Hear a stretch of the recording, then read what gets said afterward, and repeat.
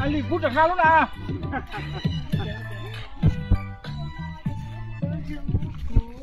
Không nó mà khó thắt gì ó anh liếng.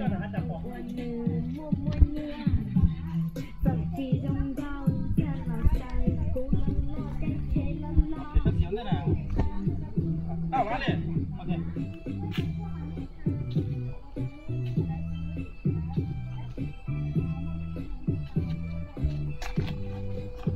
Em sắp lấy ở đâu nào ta nạp bé vòng à. Ok, anh đi là ôi sao mà thế?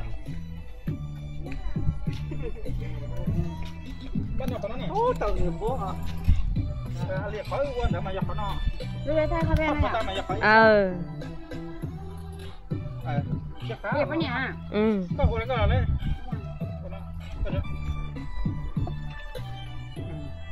Lên lông sao lông. Tôi sắp lấy. Anh ấy chim chỉ không đấy này thì nó quên à. Nó khó xia rồi. Nó là ta sống mà lấy mà liền. Cái nhà sáng mà chỉ có cái thịt xả liền. Cái nhớ được chưa? Như tôi kêu than đó. Anh đi tiền liền.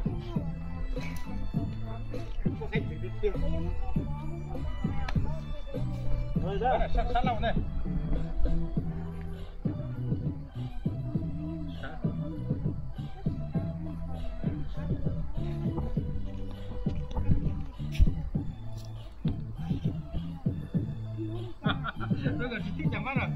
Nè chị chứ thư. Nhớ chủ chẳng bắt cho. Anh liền rồi.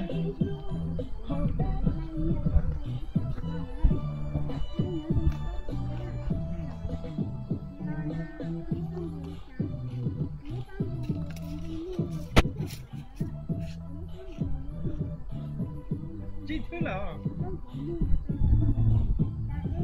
mất chị đi nó sao đi chị qua đi nó sẽ mà giảm Yeah. Nó chụp tôi ra của tôi thế.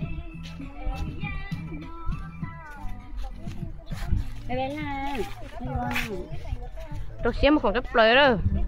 Cắt xé thì này hai nửa tọt mình cắt là sao? Thế như thay của nó. Chỉ như thay tiền. Mà nó một chừa. Chả mới sẽ tông con trong nó là.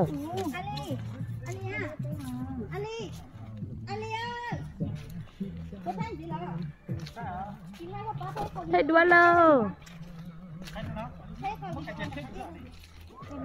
Một tâm. Hai mà. Ấy.